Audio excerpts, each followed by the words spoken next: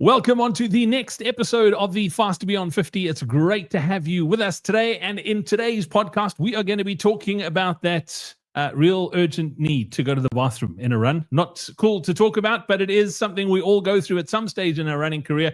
We'll be talking about muscle flares. One of the hot topics, excuse the pun, around, particularly in the Northern Hemisphere at the moment, is training and racing in heat and humidity. There have been some crazy hot weather streaks, particularly in the US and Europe. We're going to be talking about the dark side of Strava, and we'll be looking at power meters as well. My name is Brad Nadalt. It's great to have you with us. We've got the coach, Lindsey Parry, with us, and I love these Q&A episodes. Linz, some great questions to get through once again today. Yeah, Brad, and nice to chat to you on a weekly basis and just touch base. Being in two separate cities, we definitely don't see each other as often as we used to. So always good to just talk running for our weekly chat, basically. Yep. Absolutely. And don't forget, if you are enjoying this podcast, Linz, I haven't actually told you this, but the numbers are looking really good. It's growing. People seem to be loving the podcast. And I'm going to ask you, I'm amazed always at the amount of people that watch and listen to this podcast, but aren't actually subscribed to it. Like 25% of our audience watch the thing, are subscribed. What about the other 75%? So if you haven't yet, please hit the subscribe button and make sure that you don't miss out on any upcoming episodes. Linz, let's jump into our first question as well. And if you have a question you'd like us to answer, the link is in the description of this podcast. You can pop your questions through there. We got one in from Rachel Ellis. She lives in Boulder in Colorado. She's 51. She said, "Hi, Lindsey and Brad. I did a tough interval session this morning. Thousands and 400s. Thousands, Linz. You and I need to have a chat about these 1 kilometer repeats. Let me tell you, I'm also not a huge fan. But what Rachel was saying is later in the day, she started getting these annoying spasm-like pains in her glutes and hamstrings. Stretching and rolling helped a bit, but the relief didn't last. Is this normal after a hard workout? Any tips to stop it from coming back? And should I be using heat, stretching more, or doing something else? Thanks, Rachel." Great question, Linz. Yeah, so Rachel, that's not normal. Some let's call it rippling. I actually need to look up the technical name for that. I do know the technical name for most things, but some rippling or settling, even some kind of jumping and twitching, that's normal. But none of those are associated with pain. So if there's this pain associated with it, that's moving into the realms of cramping, and that definitely means that you pushed too hard. I suppose that there could be a potential link between doing that sort of workout in extreme hot, humid conditions, maybe some electrolytes, fueling stuff that may be involved. But typically, that kind of cramping and pain, that would be from kind of overdoing it in the session and the intensity is not quite being what they should be, particularly when we do like what we call these two-step workouts, which we use a lot in the over 50 population, because part of what we're trying to do with those two steps is to always keep a strong coordination component. So if we're doing 1Ks and we finish off with some 400s or 400s and finish off with some 200s, that is supposed to be, obviously it's training and it's training the anaerobic system, it's trying to improve your speed, but largely it's got that coordinative component, and we probably just haven't quite got the balance spot on there with you, Rachel. So that's not the kind of thing that we want. When you do have that, then compression and ice are probably the two things that are going to provide you with the most relief, because the pain part of that is actually an inflammation that we don't want, especially not that soon after exercise. It would be more normal if you were a little bit sore and stiff the next day. Not ideal, but that would be more normal. And then it would take you 48 to 72 hours to recover properly from that. But we don't want that kind of thing in the same day. So yeah, some ice packs, maybe an ice bath, which I know isn't my favorite, but in this scenario, good for inflammation. Certainly compression socks or compression pants, and taking it easy for a day or two for sure. Yeah, Linz, I'm no sports scientist, but I think it might be the same problem that I have. Maybe Rachel, like me, is just allergic to 1K repeats, and we have this real bad reaction to them. Because my first block, I'm training for Cape Town Marathon at the moment. First block in that 12 week was 1K repeats, and I absolutely hated them. And then last week in the current sort of 3-week block that I'm in at the moment is 600s and 200s. And I much prefer the 600s, let me tell you. So there's definitely a problem with the 1K repeats. We need to get this sorted out. They are not my favorite, and maybe Rachel is struggling with the same thing. On to the next question from Emma. Emma is in Bath in the UK. She said, hi, I'm trying to get better at pacing myself in the heat. The UK have had some crazy heat waves this summer. On cooler days, I feel great and can stick to my plan. But as soon as the temperature climbs, especially during those sudden hot spells they've had this summer, I tend to fall apart mid-run. Have you got any tips for handling heat and humidity better? She says she's all ears. Linz, this has been a huge problem this summer in the Northern Hemisphere. Yeah, and again, it's a very real issue because the two things that impact human performance the most are altitude and heat, and in particular heat and humidity together. So those are the biggest physiological stresses we have. Ironically, we evolved to be able to handle heat and humidity better than any other species. It's actually one of the reasons why we are still where we are and why we are top of the food chain, because even though we struggle in the heat, we struggle less than almost any other species on the planet. So the reason why you are struggling is because we need to shuttle blood to the periphery, okay, so to the skin. So we need to take more blood to the skin so that we can release that heat. And that's really why I struggle, because now there's less blood available for us to pump around the oxygen and the energy and everything else that you need. So immediately when you are exercising, when it's hotter, you will notice that your heart rate is higher than it normally is. And that is very simply because you've got a lower blood pool that is going to the working muscles. And of course, as exercise continues, you get hotter and hotter, and that process balloons. Now, we do acclimatize to the heat. It's one of the reasons why we have similar, not as good, but similar adaptations to training in the heat as we do to training at altitude. So the body produces more red blood cells. We've got more red blood cells per unit of blood, because that kind of offsets that a little bit. And again, that's why people in the Northern Hemisphere in particular struggle more with this, because if you live in the Southern Hemisphere, train in the Southern Hemisphere, particularly closer to the equators and in the less extreme environments, then we are adapted to moving heat more efficiently. I think that's the best way to put it. So there are a couple of things you can do. That was actually the main part of the question, Brad. So we can do something called pre-cooling. You can put a towel in the fridge or freezer overnight and actually get your body temperature to drop before you start exercising. Obviously, for your long runs, it'll only have a limited impact, but it will have some benefit. So because you start cooler, ultimately it just takes you longer to get to that point where you lose control of your body's ability to shuttle the heat. You can implement walk breaks to help you to cool that down more.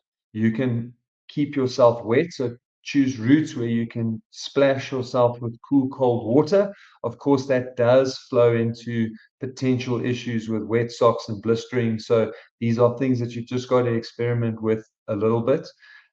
We lose loads of heat through our head.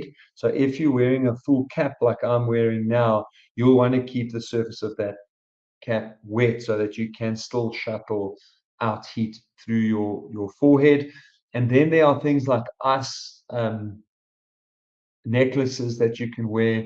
There are some not compression, there are some cooling garments on the market that you can buy where you sweat into them and they then have a chemical reaction with the garment itself so that the garment cools down, and then we move heat from our body into that garment.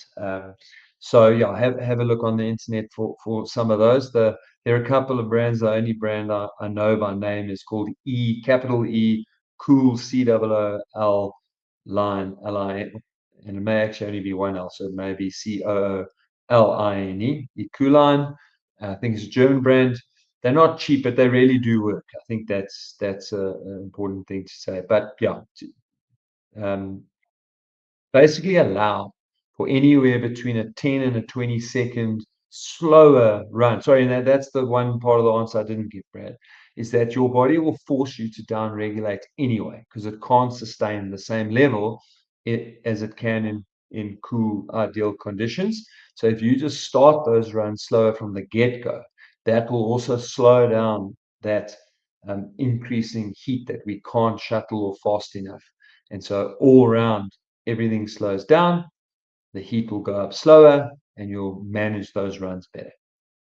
Yeah, Linton, there's always sort of gadgets that come out, and I think particularly the last sort of year or two, there's been it almost looks like a solar panel on your forehead. You'll see a lot of the elites have been using them around the sort of majors where it's super hot. So I mean, those things, whether they work or not, I think you've got to test them out for yourself to check if they do work. And then also you mentioned sort of just cooling, but ice vests has also been quite a big thing. But again, that stuff melts and it doesn't stay cold all the time. So it's great to get the temperature down when you start. But yeah. Yeah, even those solar panel vestings you're talking about, that is what they are. They're pre-cooling vests. They are ice vests. So they've got small little panels in them that are filled with water. You freeze them, and then you wear that around while you're doing your warm-up and everything, so that when you warm up, you don't already start overheating, and you can at least start the race in a good position.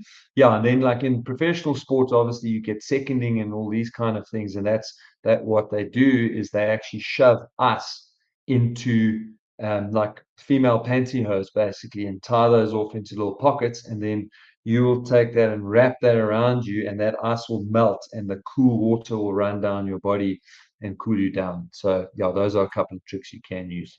I did that at Comrades this year. I actually grabbed a big block of ice from one of the aid stations and I put it in my cap.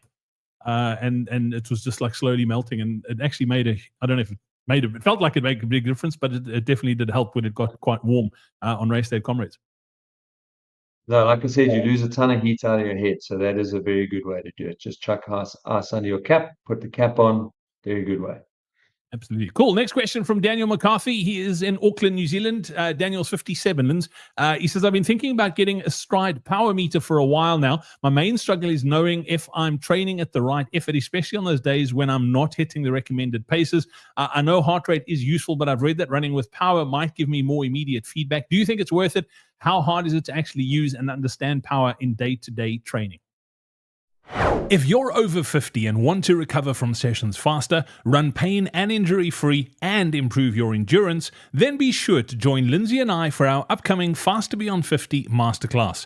In it, we'll show you how we helped a 70-year-old run a 47-minute, 18-second 10K, and how you can take those exact same principles and apply them in your training. Simply scan the QR code that's on screen right now, or click on the link in the description below to save your seat in the training now. We look forward to seeing you there.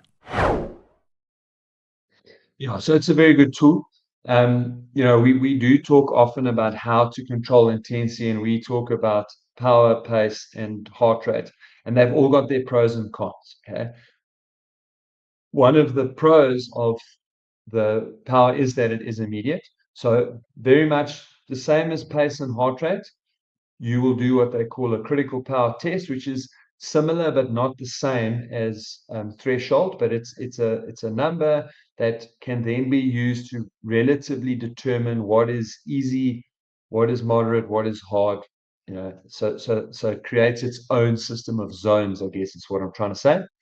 And then the feedback's immediate. So if you live in a hilly area, it's probably one of the best tools that you can use, because you also you can't trick it or lie to yourself, or it tells you straight away. If you are supposed to be running at 260 watts and you go up a hill, within 3 steps, that will change at the same pace. 260 watts will become 330 watts quickly within 3, 4, 5 steps.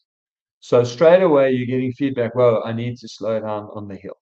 Whereas with heart rate, someone who's used heart rate for a long time and who's very disciplined and understands heart rate will understand that if you don't slow down of your own volition straight away as you hit a hill, it'll take up to 2, sometimes 3 minutes before you hit steady state. So it takes about a minute before your heart rate starts to ramp.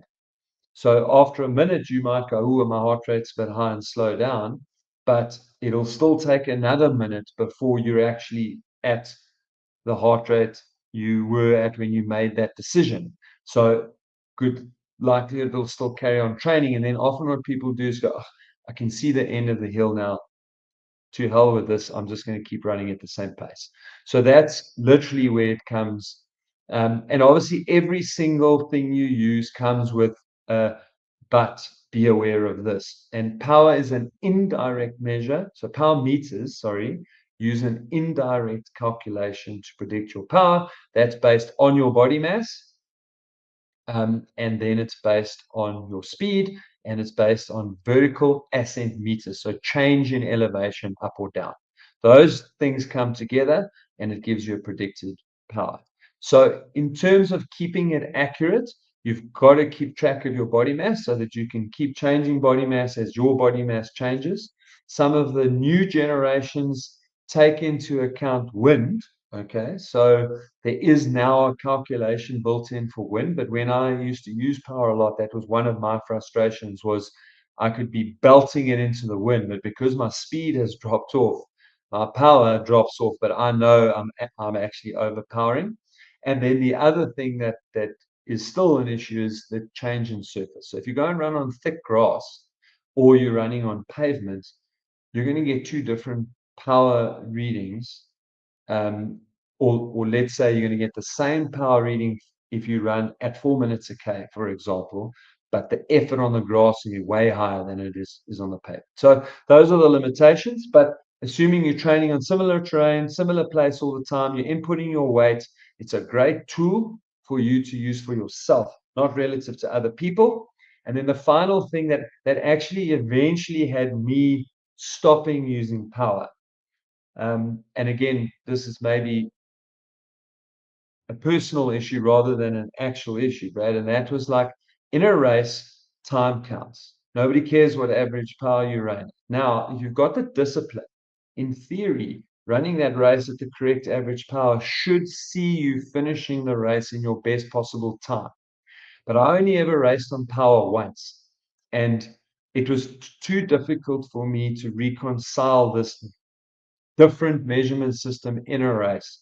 And that could just be that's because I have over 20 years, I have a way of approaching races and running races. So I still believe it's a useful tool and it can help you make the right decisions, especially overpowering the climbs. And in that race that I'm talking about was New York Marathon 2017. And I could see I was overpowering the hills. I can't blame the power for not running my goal time, to be honest. But I could see that I was not overpowering it by much, but I was overpowering it. And so you also, like with any tool, you've got to have the discipline to listen to the tool. I think that's the point. Yeah, my wife says that to me all the time, Lindsay. She's like, "You never listen," and I always say that's just such a weird way to start a conversation. But I know what you're saying is you have to, you really do need to be disciplined. And I find it quite interesting because I know you at one stage you were quite a big fan of power, and I find it interesting that you don't race with it. Do you think if someone is starting out, obviously you've raced for 20 years without it, so you've got like this built-in feeling of this is what it feels like. But if somebody's starting out, do you think it is a good tool to sort of, again, if you're disciplined and you listen to the thing, because it's all good and well, you have these tools and it gives you metrics, but if you're actually not sort of following what you should be doing, it makes no difference. But if you had to start out and use it and race to it, do you genuinely think that that is the best way to race?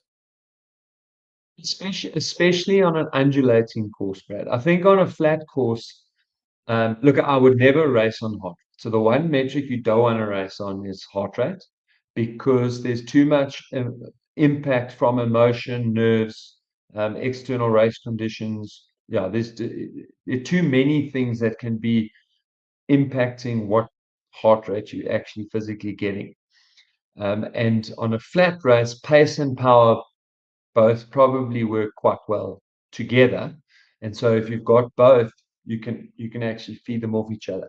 I think power definitely has a place in an undulating course, and particularly on the uphills, because we, in a race situation especially, we do tend to overpower, and in particular early. So early in a race, you can overpower easily because you just feel so good. You burn those matches and then you recover nice and quickly in the easy section that's coming after. So yeah, I do feel like in terms of evening out your effort, yeah, I can't say a bad thing about the potential for power there, but my point still applies there, that you've got to be disciplined and actually listen to what the numbers are telling you. And implement it. Back off when you need to back off. Yeah. Cool, great question there. Next question from Alan, who's actually just around the corner from me in Cape Town. Alan 62. He says, "Hi Lindsey, I really enjoy Strava, but I sometimes catch myself feeling too competitive, especially when I'm not running that well, and others, even older runners, are out there crushing it. I know I shouldn't compare, but it's hard not to. Does anybody else feel this way, or is it just me?" Yeah, so listen, the people in Durban have got a problem. So there's no in actually if the guys from Strava are listening, I really think you should basically stop people in Durban from using Using Strava. Um, Yeah, so look, it's such a great tool to stay connected to a running community, and to almost motivate you to get out the door and do your stuff.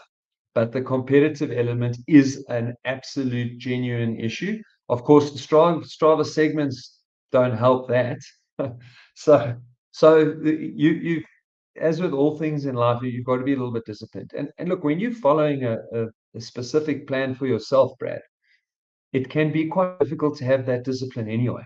If you're running in a group of people that you like, I always say groups are amazing for the fastest person in the group, because the fastest person in the group never overdoes it. So that person is getting the best training, and then the rest of us are are struggling to keep up and whatever. So training by yourself, or training to a specific plan for yourself, can lead to being a little bit boring, to be honest, because you often have to run on your own, or you can only find very small groups of people that are in and around the same as you. So, yeah, you need to try and use Strava for what it was originally intended, and that was the positive reinforcement of community, and being able to plug into getting motivated by what other people do, you getting motivated to let other people know what you are doing. Those are the positive sides of Strava. And of course, I've had it for years. I've got people that are competitive with other people, and then they'll be like, "Oh no, but on Strava, I can just see how much everybody's doing." This is in particular applies for comrades, and then I often have to remind them and go, "Yeah, but," because humans are funny things. Like, how many times I've had to remind people, but has that person ever finished in front of you? Yeah. So like, results are what counts. So I can't really help you there with the FOMO that you're feeling from what the other people are doing. I can only tell you to trust what you are doing. I've got one client, I'd love to mention his name, because I actually love his attitude. He often tells me, I know he runs with a couple of people, and he always goes, I look at what they're doing and I go, no, it can't be right. And he says, and you know what? You know why I know it can't be right? He says, because they always finish so far behind me. So he doesn't care. Everyone needs, I'll say his first name. I know he's listening, so he'll know, but his name's Donnie. So just tap into your inner Donnie, guys. You just trust what you are doing, and yeah, use the fun kind of side of it to motivate yourself and drag yourself along. And look, if Strava is really getting to you, it's too difficult to see other people doing more than you doing. If you're a real type A personality, then just switch it off every now and then. And in particular, switch it off when you're in the crunch times of your training. So it's okay to take a break, make all your runs private, and kick that app off your phone for a couple of weeks. Come back again afterwards when you're more into more of a social kind of vibe and running, and in between hard training blocks. Yeah, and if you've taken it off your phone and you've got some spare time now because you don't have Strava on, then go and put the Twitter app back on, and you can go and fight with people on Twitter, because that's all that they do there is they fight in little echo chambers. So yeah, it's, you need to pick your poison, I think, is when it comes to these social apps. Lindsey, next question. And don't forget, if you have a question you'd like us to answer here on the podcast, the link is in the description. This one from Mike. He lives in Florida. He's 60. He said, I've tried different fueling strategy before my early interval sessions, my early morning interval session, I should say. Half a banana and a gel, but it totally backfired. I felt strong, but every time I tried to push, I had that urgent, I need to bathroom right now feeling. Definitely frustrating, and I couldn't hit my splits. The same fuel worked before a long run when I had more time to let it settle. So I think I just need to fine tune the timing. Any tips for nailing pre-run nutrition, especially early mornings and especially for interval sessions? So there's two things there that needs to be unpacked. Was that a pun? So Number two, the